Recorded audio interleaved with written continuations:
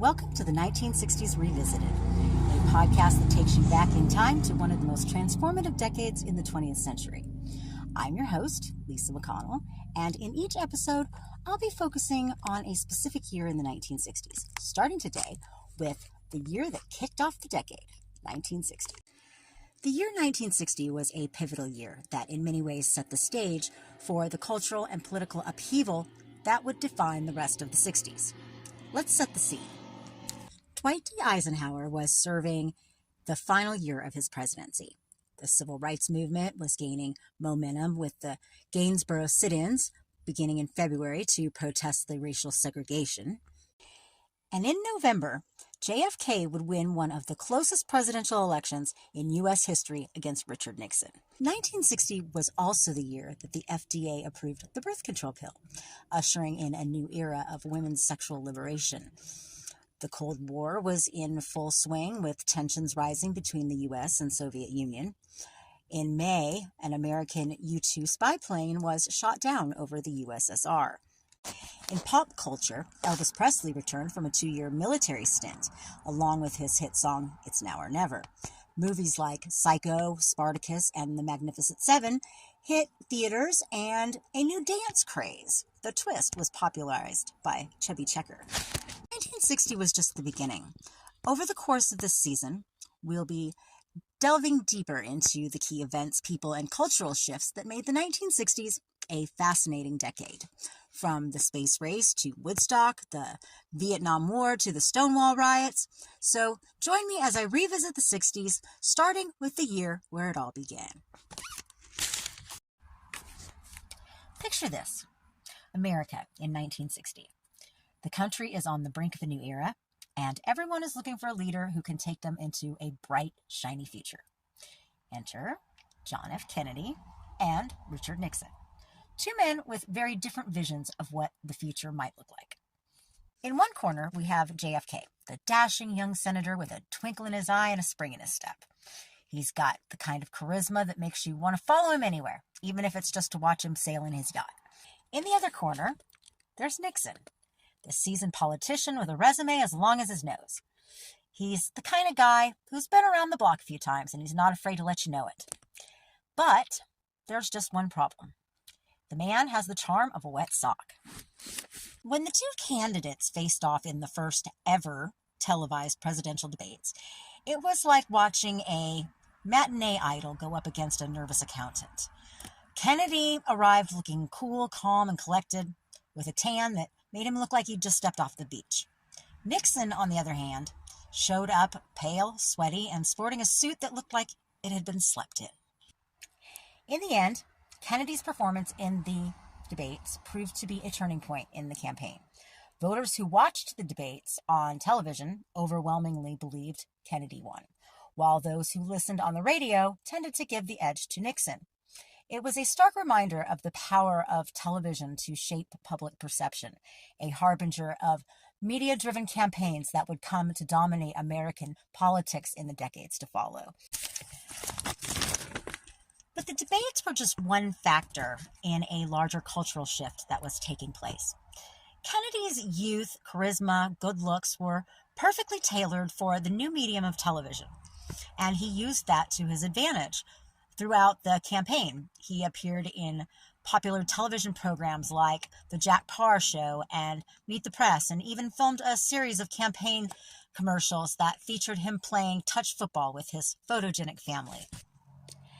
Nixon, by contrast, struggled to adapt to the new media landscape. He came across as stiff and awkward. His attempts to connect with voters often fell flat.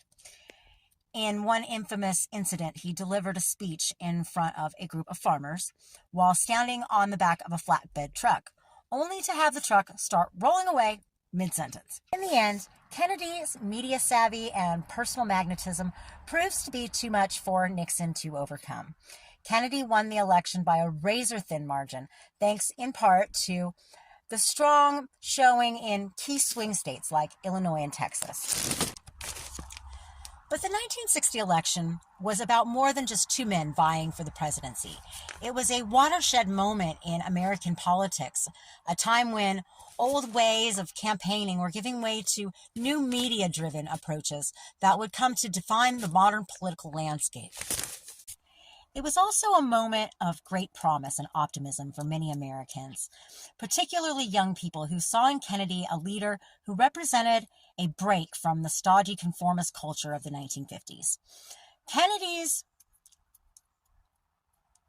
famous inaugural address, in which he challenged Americans to ask not what your country can do for you, but what you can do for your country, captured the spirit of idealism and public service that would come to define the early 1960s. Of course, as we now know, the optimism of the Kennedy years would be short-lived.